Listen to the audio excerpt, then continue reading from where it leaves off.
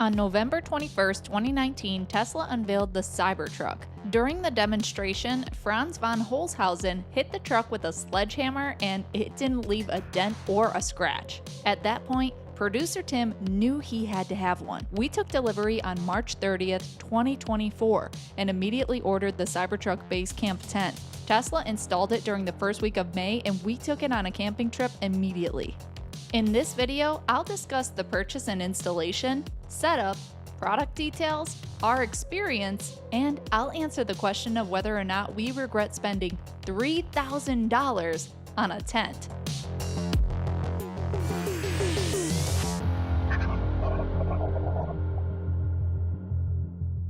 First, let's talk about the order process. Now, you have to have taken delivery of your Cybertruck and have it show up in your Tesla account to be able to order the Basecamp tent.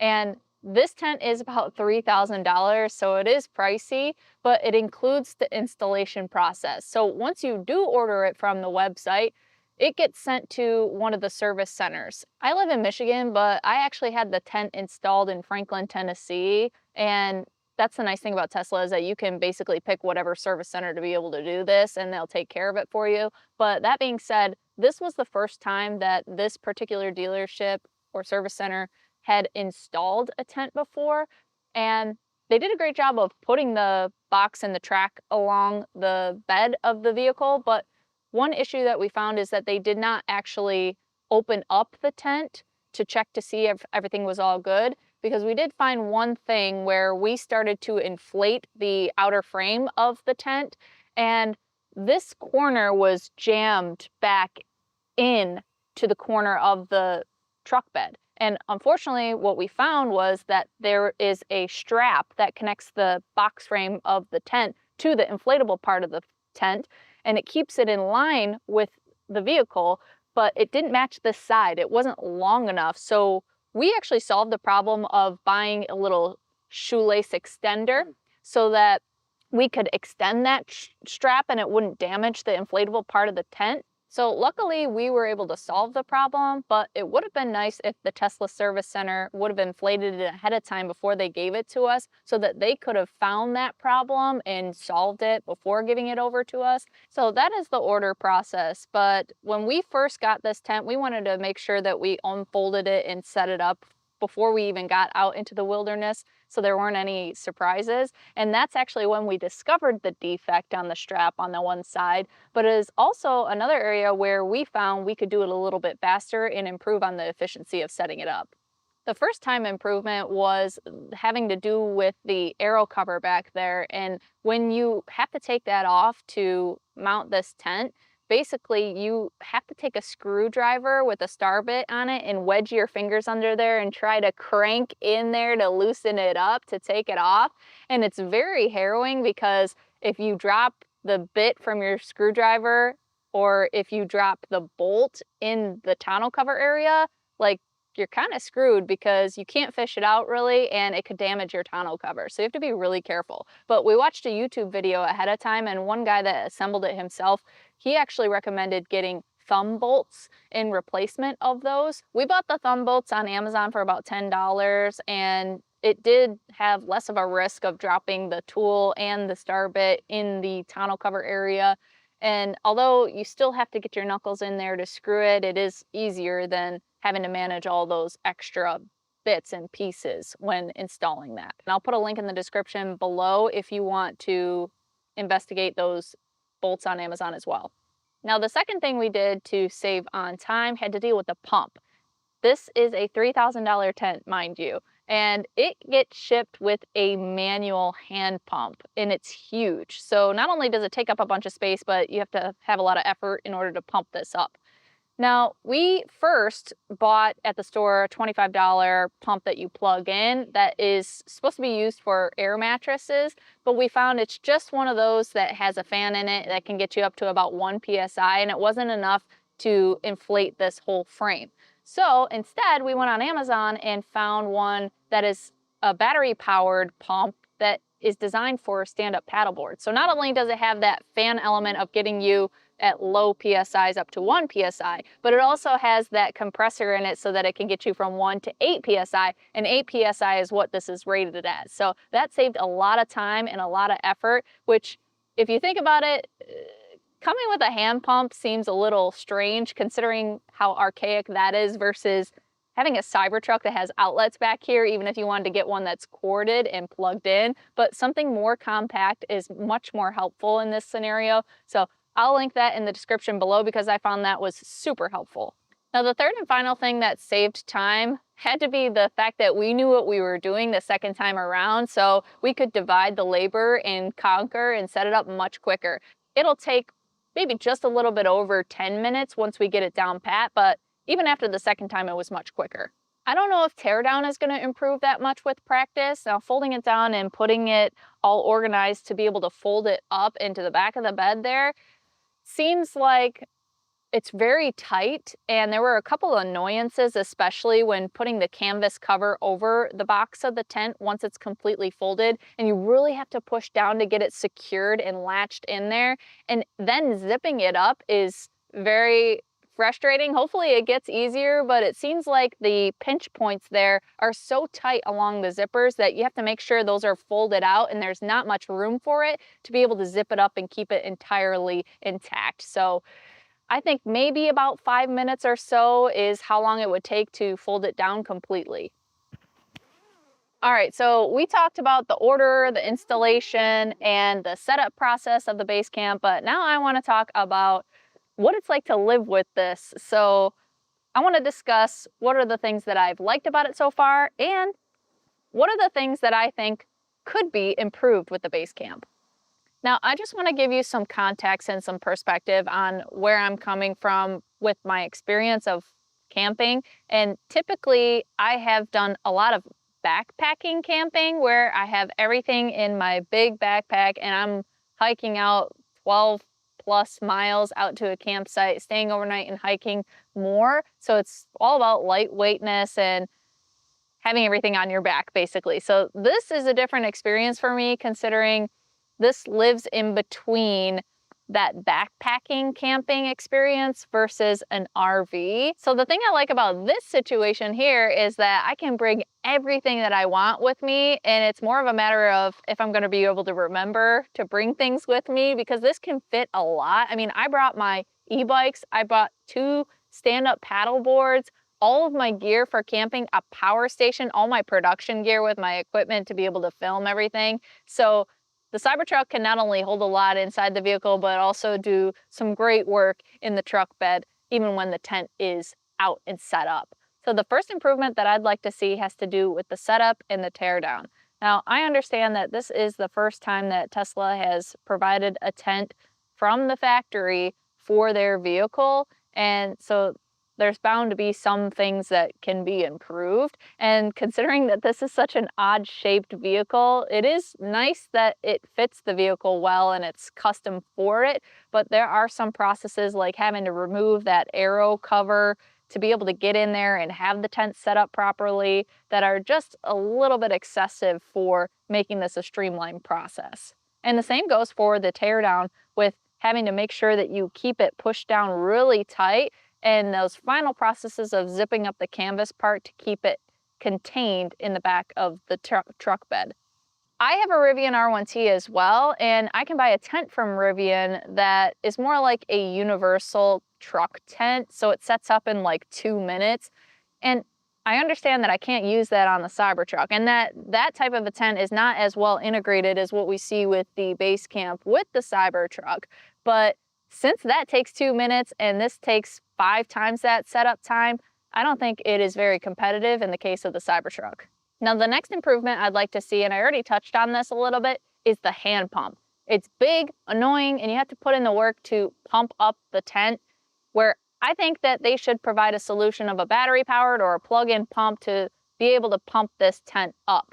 And Tesla has on their store a pump that they are selling for about $500, but it's not available yet, and it's unclear as to whether or not it's going to be able to work with the tent. It looks like it can pump up tires, but not sure if there's going to be the adapters to be able to use it with inflating the tent frame. So the next improvement I'd like to see has to do with an integration of technology. So you can run some cables up from the outlets through the tent because there's a hole to be able to do that, but there is no integration of USB ports inside the tent, or even like a lantern on the top of the tent that's built into it that would use the power from the truck.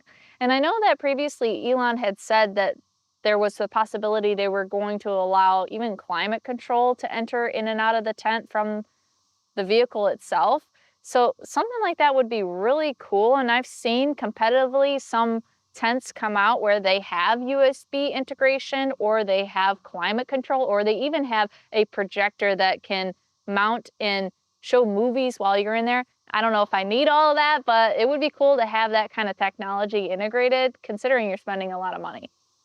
The next thing is that, I wasn't sore or anything like that from sleeping on this pad in the tent, but I think it would be cool, since you're already inflating it with a pump, that the mattress could also be an inflatable mattress, and if it was all built-in seamless, that would be much better. All right, the last thing that I think could be improved is the aesthetics. Now, I have everything very taut on here, and there's still quite a bit of wrinkly bits and floppy pieces, so especially when you compare it to what the renderings looked like initially, it looked really good. But the reality here is that it could probably do a little bit better work on the aesthetic sides of things. So those are the things that I think that they could improve, but let's talk about all the things that they nailed, because there are quite a few of those. And the first has to be, for me, the integration. The first advantage is the entire tent is stowed underneath the tonneau cover, so it doesn't affect your aerodynamics, which would take a hit on your range, important for electric vehicles especially. So it also keeps you protected from the elements, which is really nice. And the way that it is integrated here, you can still have the ability to fit either the extended range battery, which we are planning on getting in, hopefully we'll have installed by the fall. And the other thing is the bins that come with the Cybertruck. We bought 3 of them because, considering we bought the extended range battery, we wanted to be able to fit not only that, but also some bins to keep some of our camping items protected. So all of that integration is seamless in the back of the truck bed, and you can still utilize that space underneath that frame.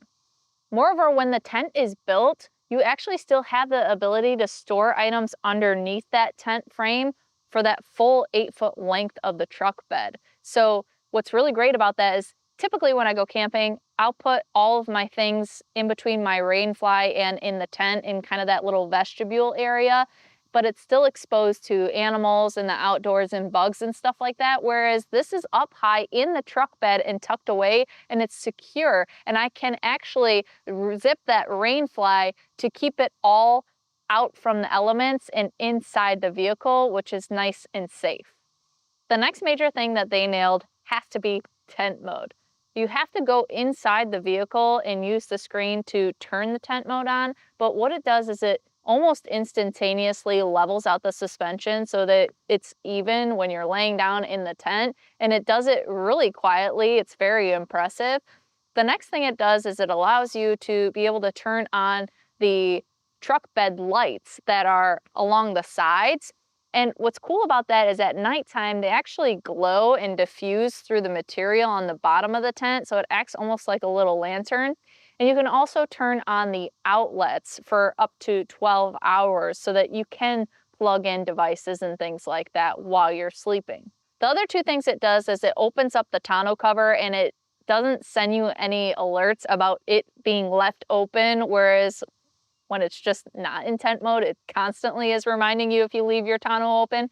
And the other thing is the headlights or any of the lights around the vehicle are pretty much disabled. So if you walk up to the vehicle or you're getting into the frunk or anything like that, it's not going to turn on those lights, which is really great from not disturbing other campers. Oh yeah, another thing that I would like them to include on the app when you're camping is to have access to the boom box, which are the exterior speakers of the vehicle, so that you can listen to music while you're at the campsite.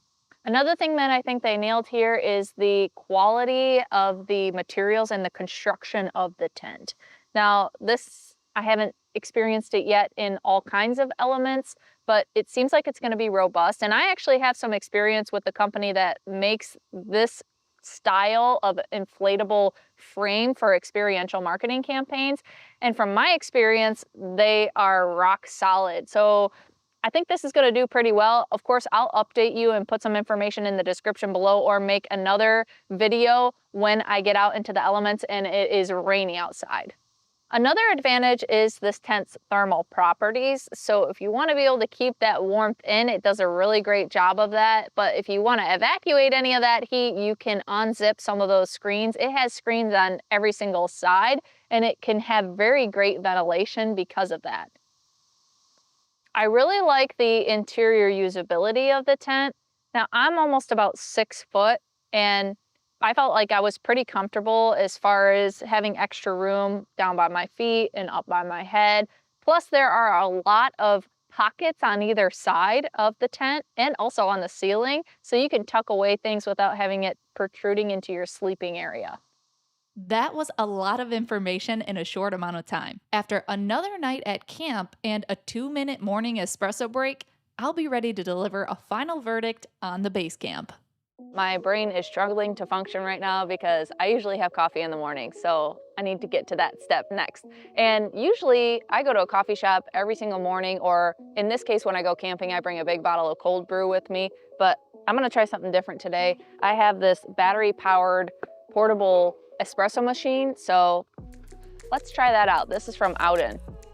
You can use either espresso beans or you can use the pods themselves, and I find that the pods are easier to clean up, so let's give this a shot. Then you put it in this little cup, and the cup will screw right onto the bottom of the machine. There are 3 water lines inside this stainless steel cup, and so I'm gonna fill it up actually to the max. Then we will press and hold this power button, and once I hold it down for about 3 seconds, then it will start the heating element in here to get it to warm up. There it goes, it beeped. Now let's see how long this takes. It should take about 3 to 4 minutes from what I'm aware of, based on the fact that my water is at an ambient room temperature. Now normally this device doesn't come with any kind of carrying case, but I have one here, and it's kind of nice because they have little areas where you can put the pods in. So if you're just going on a quick couple-day trip, you can keep them stored in there, and it's easy to just grab and go. It is about to be done boiling, and I can actually hear it now, and it's starting to vent a little bit. So once we get to the 4th light, I'm sure that's when the boiling will be done. All right, it just beeped, and now it is starting to dispense the espresso in the cup in the bottom.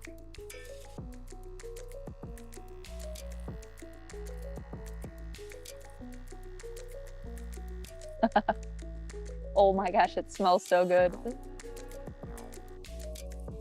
All right, so that is all done.